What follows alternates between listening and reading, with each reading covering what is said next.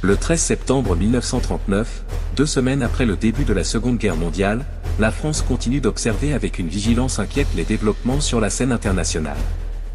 Alors que les combats en Pologne se poursuivent, la « drôle de guerre » persiste sur le front occidental, sans combat direct entre la France et l'Allemagne. La situation est marquée par des ajustements militaires, des tensions politiques croissantes et des efforts diplomatiques visant à clarifier les alliances internationales et les réponses stratégiques à une guerre qui semble de plus en plus imprévisible. Ajustement militaire, l'attente stratégique continue. Le 13 septembre, la stratégie militaire française reste centrée sur la défense de la ligne Maginot, bien que certains ajustements commencent à être discutés au sein du haut commandement. Les rapports des services de renseignement ne montrent toujours aucune intention de l'Allemagne de lancer une offensive majeure contre la France, ce qui renforce la conviction du général Maurice Gamelin que la patience doit être de mise.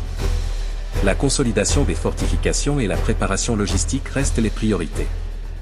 Des exercices sont menés pour améliorer la coordination entre les différentes unités déployées le long de la frontière, et l'accent est mis sur l'efficacité des communications et du ravitaillement en cas d'offensive surprise. Cependant, cette inaction militaire prolongée commence à peser sur le moral des troupes. Les soldats, malgré un dévouement à leur mission, ressentent une frustration croissante face à l'absence de combat et l'impression de n'être que des spectateurs dans cette guerre. Certaines voix au sein de l'armée, en particulier parmi les officiers de rang intermédiaire, expriment leur désaccord avec cette stratégie purement défensive. Elles appellent à des actions plus proactives, telles que des raids limités sur des positions allemandes ou des sabotages, afin de maintenir la pression sur l'ennemi et de perturber ses opérations. Ces propositions sont néanmoins rejetées par Gamelin, qui reste convaincu que toute offensive prématurée risquerait d'entraîner une réponse disproportionnée et désastreuse de la part de l'Allemagne. La vie quotidienne en France, une population de plus en plus résignée. Le 13 septembre est une journée marquée par l'acceptation croissante de la guerre parmi la population française, qui commence à se résigner à la réalité d'un conflit prolongé. Alors que les nouvelles de la guerre en Pologne et des événements diplomatiques internationaux arrivent avec lenteur, les Français continuent de s'adapter aux contraintes imposées par la mobilisation générale et la préparation à une guerre d'usure. Les écoles, les usines et les commerces fonctionnent encore, mais de nombreuses activités civiles sont réorganisées pour soutenir l'effort de guerre. Les familles, confrontées à l'absence prolongée des hommes mobilisés, réorganisent leur quotidien autour de la gestion des tâches qui leur incombent désormais. Le début de la raréfaction de certains biens de consommation commence à être ressenti, en particulier dans les grandes villes, bien que le rationnement ne soit pas encore officiellement en vigueur. Les journaux du 13 septembre reflètent cette ambiance de résignation.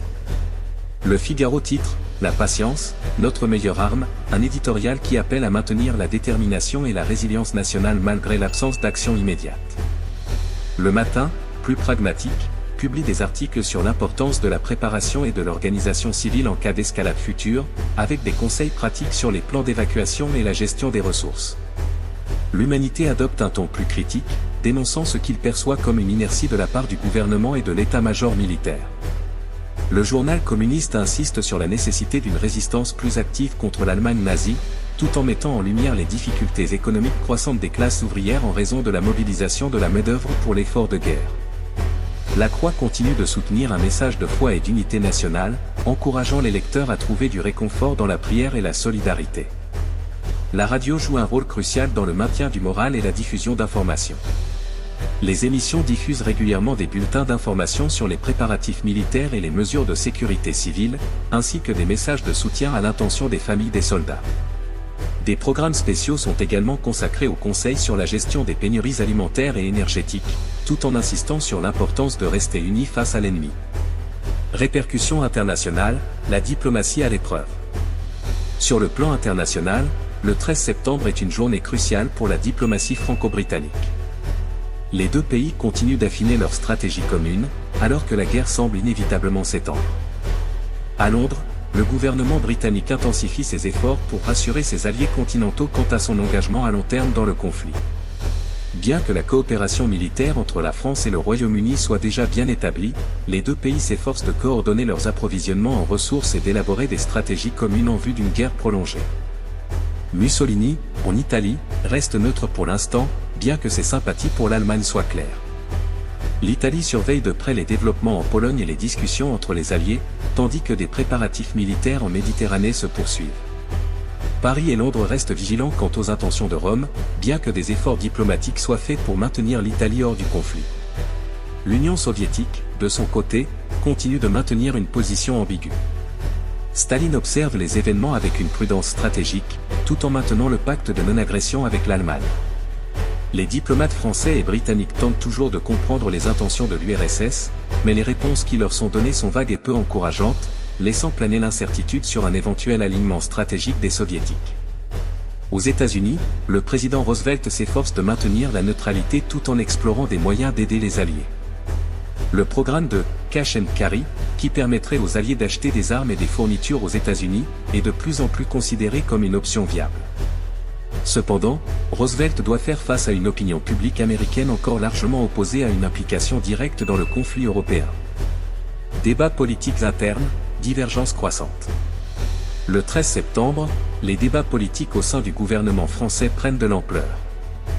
Daladier, sous pression, doit gérer une opinion publique de plus en plus impatiente et un cabinet divisé sur la question de la stratégie à adopter.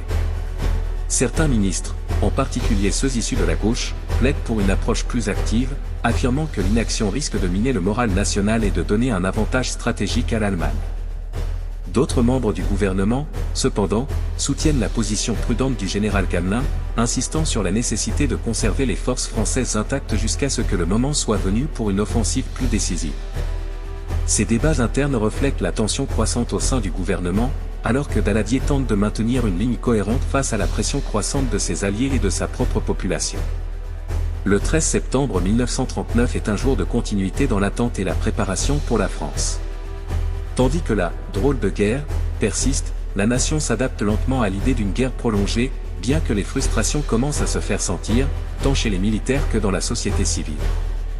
Les ajustements militaires et logistiques se poursuivent, et la diplomatie internationale reste en mouvement, avec des incertitudes persistantes sur l'avenir du conflit. Alors que le gouvernement Daladier tente de naviguer entre prudence et impatience, la France se trouve à un moment critique de son histoire, où chaque décision ou absence de décision pourrait avoir des conséquences profondes sur le déroulement de la guerre.